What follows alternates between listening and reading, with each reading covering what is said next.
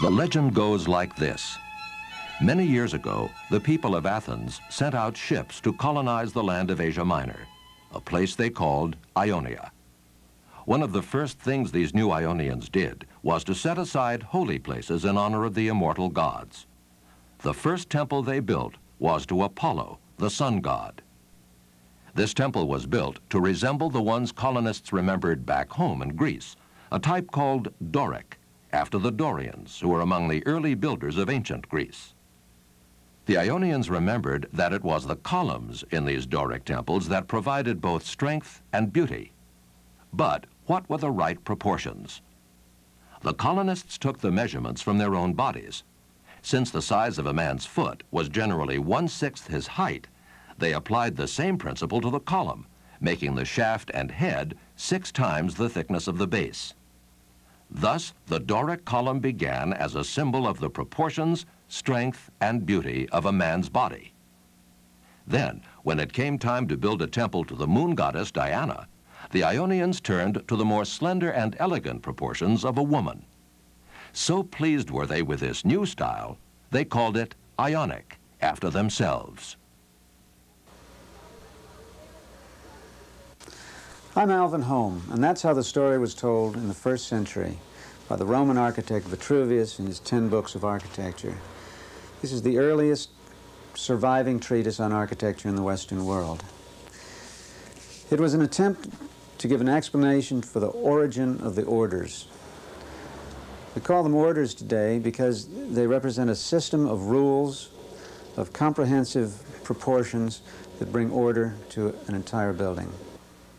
The Greeks invented 3 ways of making order in a building: the Doric and Ionic, as the story explained, and later the Corinthian, which has its own tale from the mists of antiquity.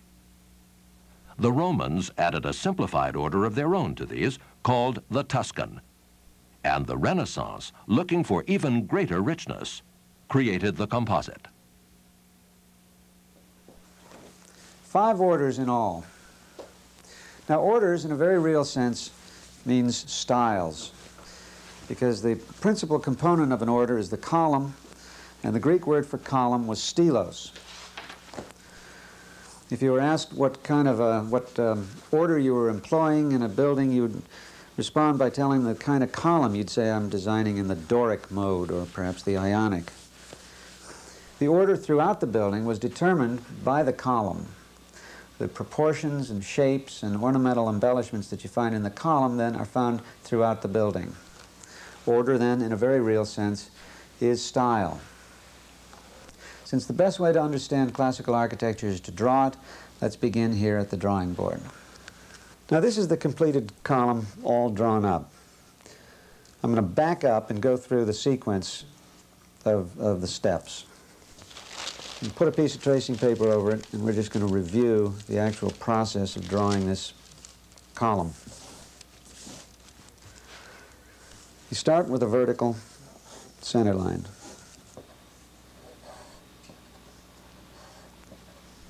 In fact, every drawing we do, we start with a vertical center line. This is addressing the paper. This is establishing your center. It's a sort of a centering ritual. Draw the horizontal baseline. Then, because all columns are determined by the width of their base, you lay off the width of the base on the baseline. This is an arbitrary thing. It only depends on how much paper you have to draw on. But you establish your base. That's called D for the diameter. And you put half the diameter on the left and half of the diameter on the right. Then on the right, you draw a measuring line to measure off distances on the vertical axis. You take the diameter with the dividers and lay off on the vertical 8 modules, because the Doric column is 8 times as high as it is wide. And at the top of the 8 diameters, you draw another horizontal, which represents the entablature. That's the top of the column.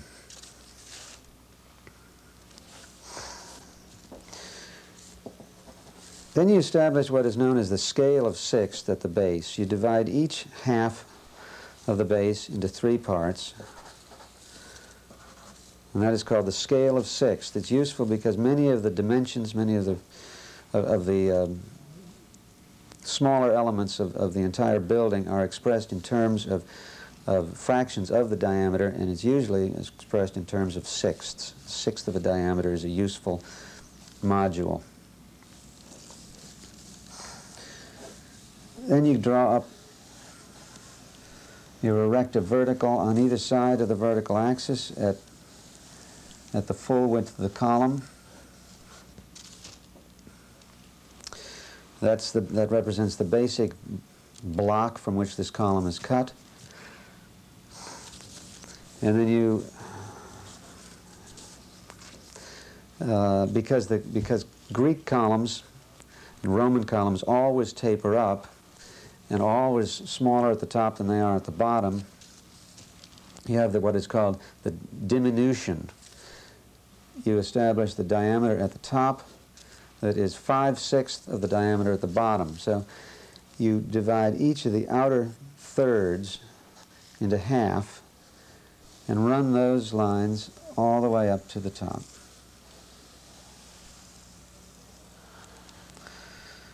So the inner lines here represent the diameter of the column at the top. The outer lines represent the diameter of the column at the bottom. All columns consist of 3 parts, 3 basic parts: the shaft in the middle, the cap at the top, or the capital, and the base at the bottom. In the Doric order, the base is a half a diameter high. These are diameter modules. These are Ds. So if you want to do a half a diameter, you divide this module in 2 and draw a horizontal line across. That gives you the height of the base. In the Doric order, the capital is also a half a diameter high. So either using your dividers, laying it off at the top, you establish the height of the base, of the capital. Or you can divide this module into half. Now the base itself is wider than the base of than the bottom of the column. It's actually 8/6 of a diameter wide. So using your dividers again, you can lay off an additional 1/6 at either side. So the width of the base is 8/6.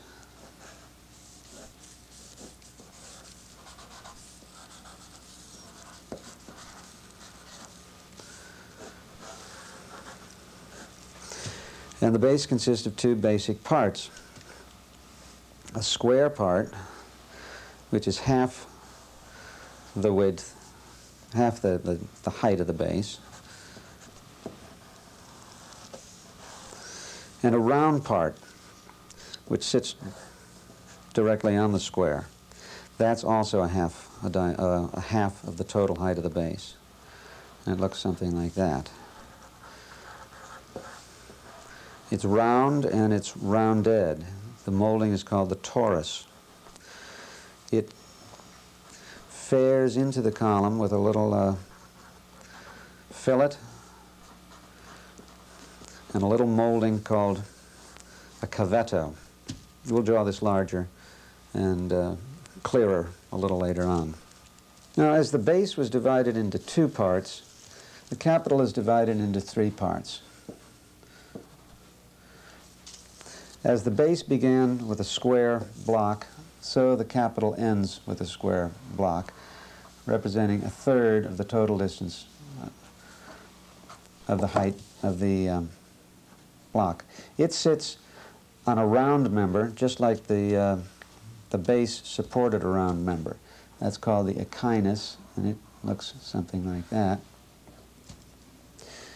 And the 3rd part is just a cylindrical member called the necking. See that subtle curve? what's called entasis.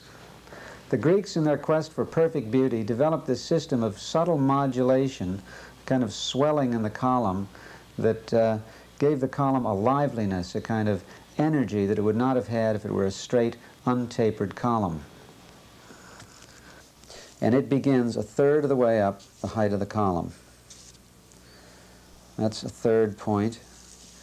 The column is cylindrical to that point, as wide as the diameter at the base, and then it begins a slow, subtle curve into the point that it's only 5/6 of the width of the column at the bottom. So it's cylindrical to the third point, curving slowly in to a point 5/6 of the diameter. Now we're going to draw larger versions of the capital and the base and get into the details. Now here's a drawing showing the top of the column and the bottom of the column as if the middle of the column were just chopped and thrown away. It's an architectural convention to bring them together like that so that we can show them the parts in greater detail. You notice that the top of the column is narrower, the bottom of the column is wider. This is 5/6 of a diameter, this is 6/6 of a diameter. We're going to review the elementary parts of the base and the cap. The base consists of a plinth, a square block, and a torus, which is a round block, rounded at the edges and circular in plan, and a little molding that connects the torus to the base of the shaft, which is called a cincture, consisting of a bead and a little fillet. But it's basically two parts. The cap consists of basically three parts. Again, the square block, the abacus, the echinus, which is round and rounded. This is a half round called an ovalo. A couple little moldings that separate the echinus from the necking. This little molding, consisting of a small bead and a tiny fillet, is called the astragal. I think that's one of the prettiest names in all the classical vocabulary. It has a very important function, though it's very small. That's to separate the column itself from the capital and make the transition. For instance, if the column we were using is carved in limestone and the capital were in marble, this astragal would cover that joint between the two different materials. Now we'll go through the proportions of each of these elements in greater detail. I'm going to roll a piece of paper across and go through the process of drawing these.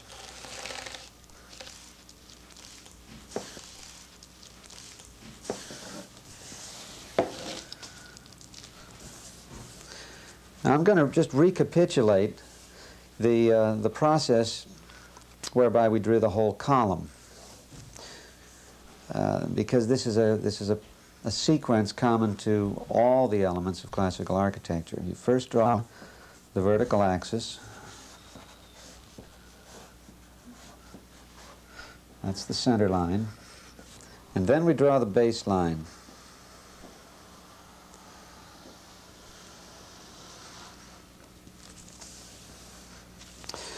Then, just as we did when we laid out the whole column, we mark off on the baseline the basic width of the column, which is D.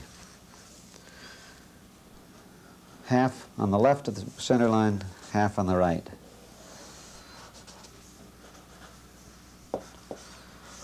D, which is 6/6 of a diameter. Then we draw that all the way up to the top. We divide each side into thirds. And then we divide the outer thirds into half to establish the diameter at the top of the column. Half of this outer sixth gives us the diameter at the top. And we draw the entablature. And the position of that is arbitrary because we've just cut out the whole middle of the shaft and pushed the capital down onto the base. Now the width of the base is 8/6 of a diameter, so we take a sixth and lay it off on either side. There's a sixth of a diameter, lay it off there. We establish the height of the base at a half a diameter and draw the horizontal across.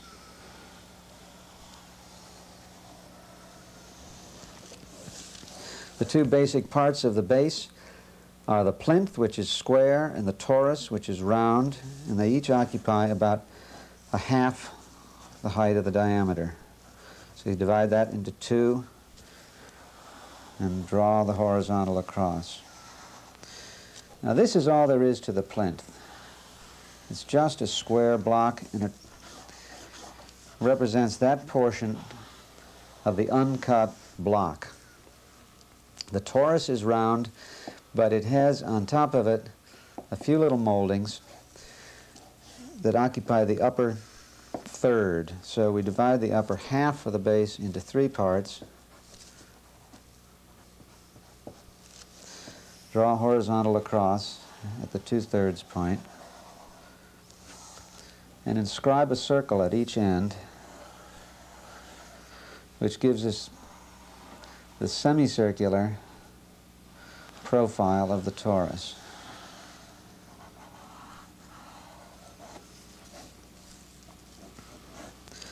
Divide what remains into two parts, draw a horizontal line across through there.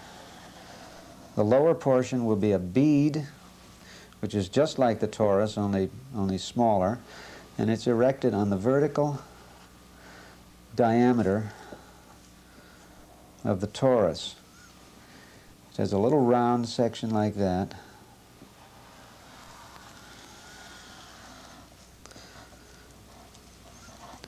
And the diameter of that little circle is on the same diameter as the torus. And above that is a little fillet, which is a straight molding. And again, the diameter of the two circles below establish the face of that fillet.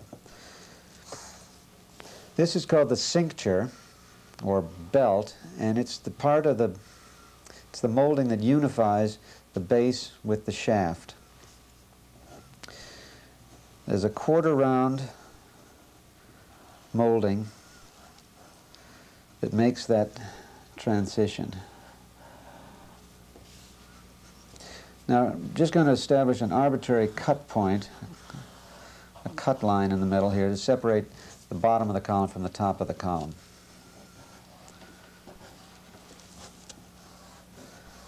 That's the bottom of the column. Now, the Doric column has fluting, little semicircular gouges that look like this, that run all the way from the bottom to the top of the column. Each of them is a sixth of a diameter wide, so to draw them you have to start with the center flute. It's a sixth of a diameter. That's the same as that dimension. Here's another opportunity to use your scale of sixths. And that's the only one that we can draw accurately. The rest of them move around, and so we have to draw them in, kind of perspective as they move around. There's a convention for drawing them more or less accurately, and that's to draw a semicircular, a section of the column, as if it were in plan. Draw a 45-degree angle up to the left and to the right. Where that 45 intersects that circle, we have established the edge of what is known as the corner flute. There's no way to really draw accurately by eye the other flutes, so you have to sort of estimate them. You know that as it moves around the corner, it becomes closer to the edge, so you just establish that a little bit to the left so that the two sections are unequal, and then draw them in like that. The same between this flute and this flute. You have to draw this side a little bit wider than that side and draw the rounded endings.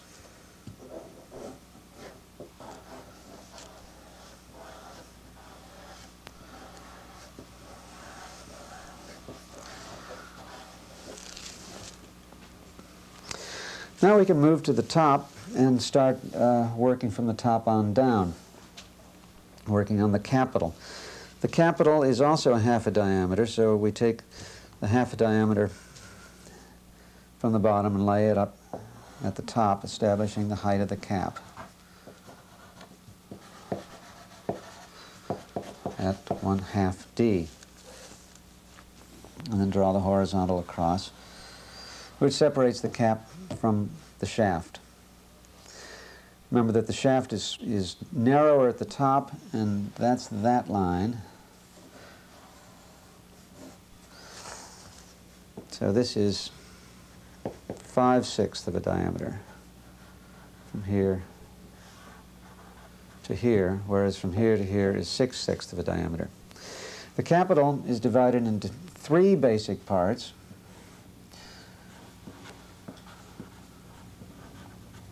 So we can draw horizontal lines all the way across, dividing it into the basic divisions. Now, the uppermost section of the capital is called the abacus, and it's square, and it corresponds to the bottommost element of the base, which is called the plinth.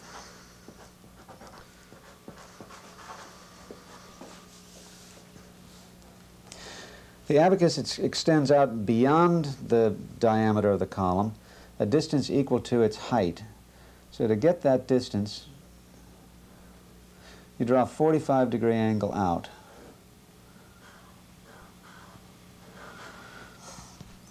From the point where the diameter, the edge of the column extended, hits the bottom of the abacus. That gives you a distance, an extension equal to the vertical.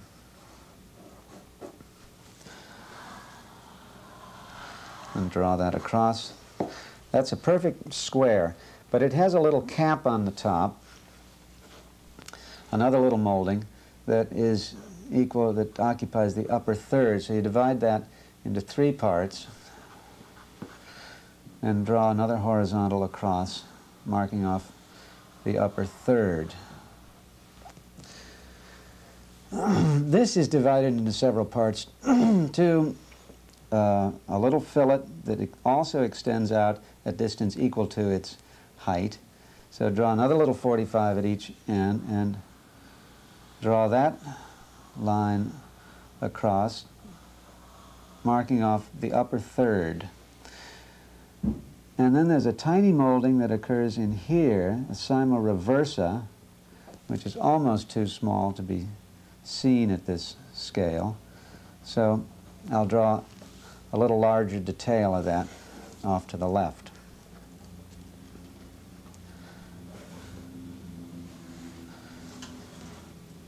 There's the face of the abacus. I'm going to divide that vertically into 3 parts. Mark off the top third and divide that into 3 parts.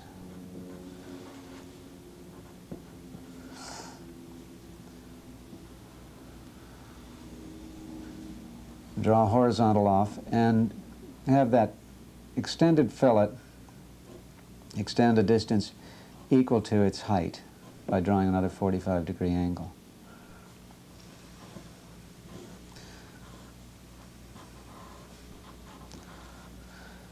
Now, between the fillet and the face of the abacus, you draw this elegant little cyma recta that supports the upper fillet and provides a cap to the whole abacus. So that is the same as that. Beneath the abacus is a round member, just like on top of the plinth was a round member. This is called the echinus.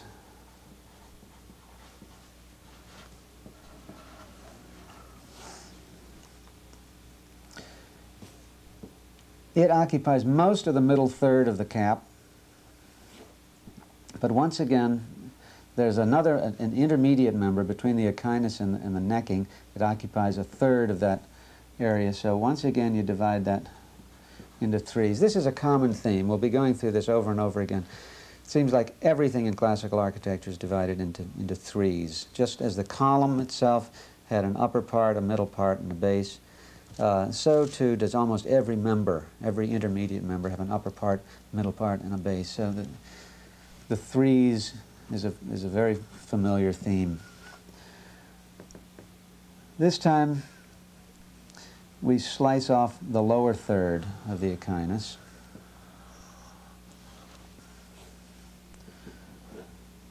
And inscribe a quarter circle.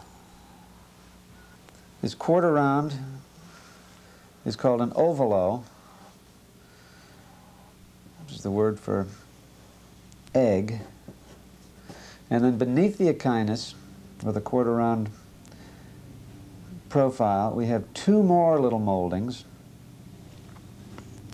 again dividing that last into three, which is almost too small to be seen here, and I'll draw a larger scale version of that. It's a little bead and a fillet.